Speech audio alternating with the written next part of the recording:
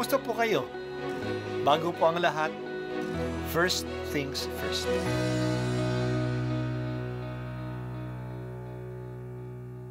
Good morning po. Sinisimulan po natin ngayon ang first things first.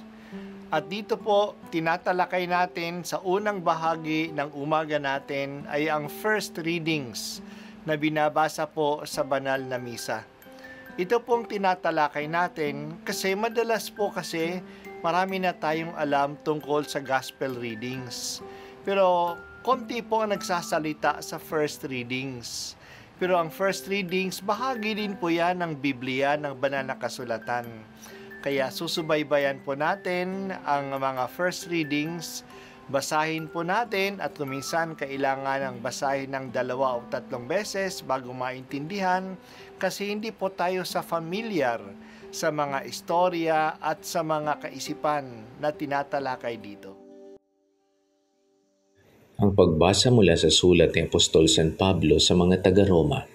Mga kapatid, tungkol naman kay Abraham na ating ninuno, ano ang masasabi natin? Ano ang kanyang karanasan tungkol sa bagay na ito? Kung siya'y pinawalang sala dahil sa mga gawa, may ipagmamalaki siya, ngunit wala siyang maipagmamalaki sa paningin ng Diyos, sapagkat sinabi ng kasulatan, nanalig sa Diyos si Abraham. Dahil dito, siya'y pinawalang sala ng Diyos. Ang ibinibigay sa taong gumagawa ay hindi ibinibilang na kaloob, kundi upa.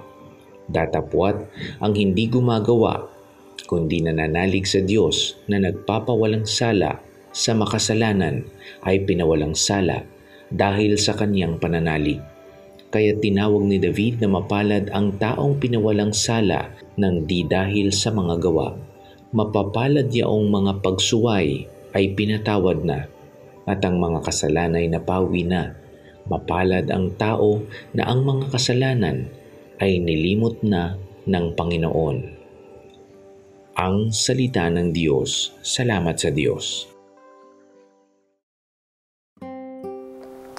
Ang issue na tinatalakay ni Pablo ay, tayo ba ay napapawalang sala, justified sa Ingles, dahil sa ating gawa sa pagsunod ng batas ni Moises? O ito ay kaloob ng Diyos, a free gift, dahil sa ating pananalig sa Kanya? Kinuha ni Pablo ang example ni Abraham. Noong panahon ni Abraham, wala pa namang mga batas ni Moises. Pero si Abraham ay kinalugdan ng Diyos. Naging kalugod-lugod si Abraham dahil sa kanyang tiwala na tutuparin ng Diyos ang kanyang mga pangako. Kaya nakalagay sa banal na kasulatan, nanalig sa Diyos si Abraham dahil dito siya'y pinawalang sala ng Diyos. Faith makes us acceptable to God. Hindi natin binibili ang pabor ng Diyos dahil sa ating kabaitan, dahil sa ating mga gawa. Ang pabor ng Diyos ay pabor. Ito ay grasya. Sinabi din ni David sa Salmo, mapalad ang tao na ang mga kasalanan ay nilimot na ng Diyos. Tinanggal ng Diyos ang ating kasalanan dahil sa kanyang grasya, hindi dahil sa ating gawa. Ang kaligtasan, ang pagpapatawad sa kasalanan, ang ating pag-ugnay sa Diyos ay isang biyaya. Ito ay kagagawa ng Diyos. God takes the first step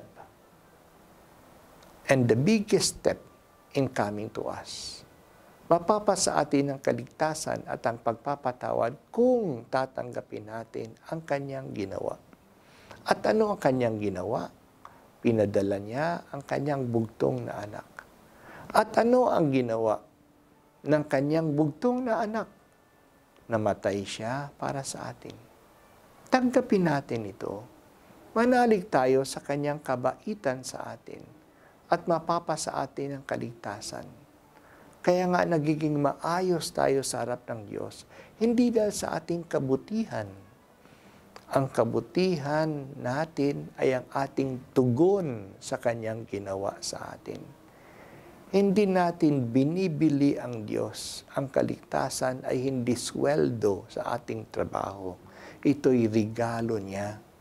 Kaya huwag sana tayong magmayabang na dapat ako gantimpalaan ng Diyos kasi mabuting tao ako at naglilingkod ako sa Kanya. Walang obligasyon ang Diyos sa atin. Ang nagpapakabuti tayo at naglilingkod tayo sa Kanya dahil sa napakabait niya sa atin. Ito'y tanda ng ating pasasalamat sa Kanya. Ito ay ating pagbabalik handog. Ang ganda ng salitang balik handog. Nagbabalik handog ako kasi hinandugan niya ako. Kaya una ay kinikilala natin ang Kanyang handog sa atin. At dahil sa handog ng Diyos, nagbabalik handog tayo sa Kanya. Salamat o Diyos sa biyaya ng kaligtasan. Salamat at pinatawad mo kami sa aming kasalanan. Magsisikap po ako na sumunod sa iyo bilang tugon ko sa kabutihan mo sa akin. Po ang unang pagbasa at ako po ay si Bishop Broderick Pabilio dito sa First Things First.